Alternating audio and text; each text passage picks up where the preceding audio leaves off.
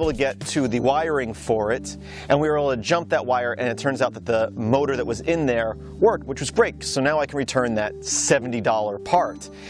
We've determined that it most likely and hopefully is the resistor that controls the fan, or it could possibly be the computer in the dash itself, which I'm hoping it's not because I'm assuming that's going to be pretty expensive.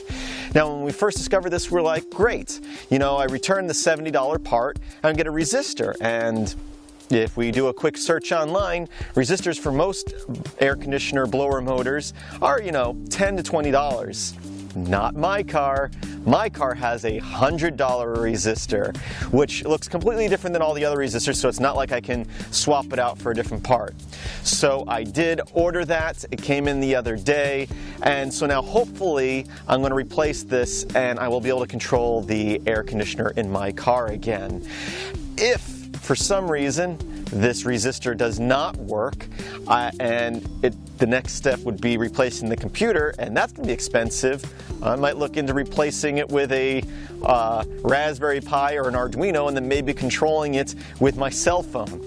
Hopefully I won't have to go that route, but it is an option where a Raspberry Pi would be, after shipping and tax and everything, around $40, $50 to $60 if you count, you know, a case and maybe a wireless adapter and a power supply, still keeping it under $100. I'm going to assume, although I do not know, that the computer in the dash of the car that controls the electronics is probably going to be more expensive than that. So hopefully I don't have to go that route, but we're going to find out today. So here we go. Mazda5 replacing the resistor for the front blower motor.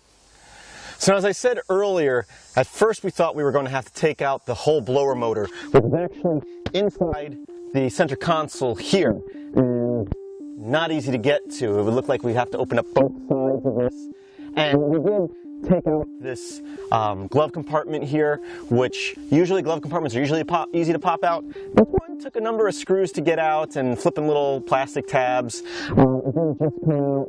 There's like 2 or 3 different pieces for it.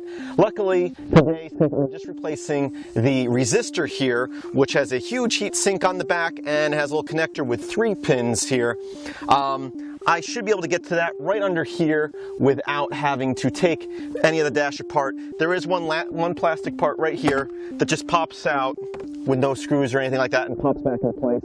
I don't think I even need to remove that, but I'm going to just make it a little bit easier. And then there's going to be 2 Phillips head screws that we're going to remove.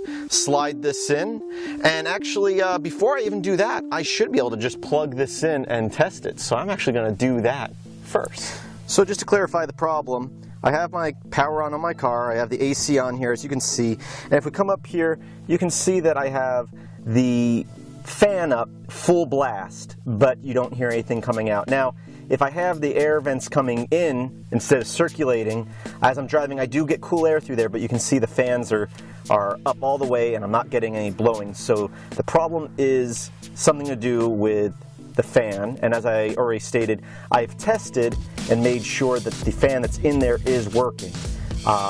So as I said, it's either going to be the resistor or the computer in here. So I am going to get under here now, and I'm going to push in that tab.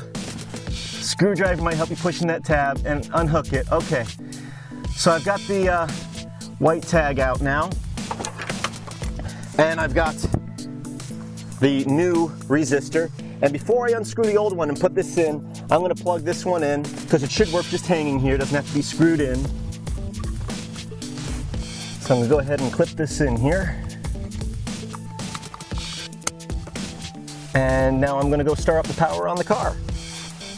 So the moment of truth, if I turn this car on and we hear the fans, because it should be on full blast because I left it on full blast, we're good. And I can hear and feel them. Okay, I'm going to shut down the car and unscrew the old resistor and screw in the new one. Okay, so I was really hoping to not have to take anything other than this one piece off to get there. I can get the bottom screw, and I probably could get the top screw, but there's a piece of plastic right here that's kind of in the way, making it difficult. There is a little tab right here, and if you press that and then pull down, At the same time, this just pops out with a little insulation there. And now it's completely out of my way. And then when I'm done, I just pop that back into place. It's just on a little hook here. I can actually slide it completely out and just put it aside for now.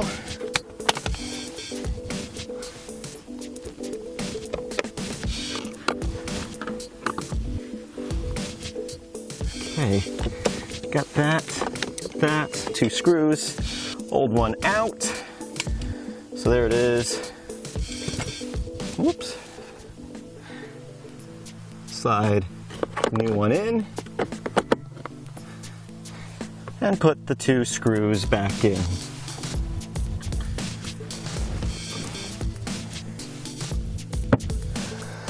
Okay, so now that we got that replaced and we tested it before we put it in, let's test it again before I put these few panels back on, even though they just snap into place. Okay, here's the test. Everything's installed. Gonna make sure it still works now that we've screwed it into the car. Blowing nice and cold.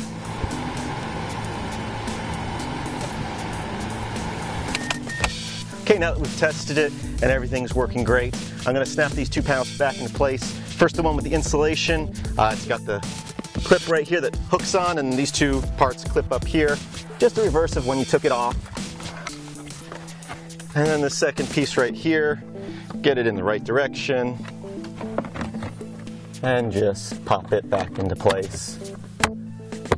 That one actually kind of clips into place. The other one clips, it didn't really make a noise, but it seems to be in there securely. That's it. I hope this helped you, because again, it's not that hard to do, and I've read in forums on how to do it, but it was hard for me to find videos on this exact model, which is a Mazda5 mini or micro van. It's either a 2009 or a 2010, one of those 2, somewhere around there. But finally, I've got air conditioning again in my car, and I want to thank you for watching.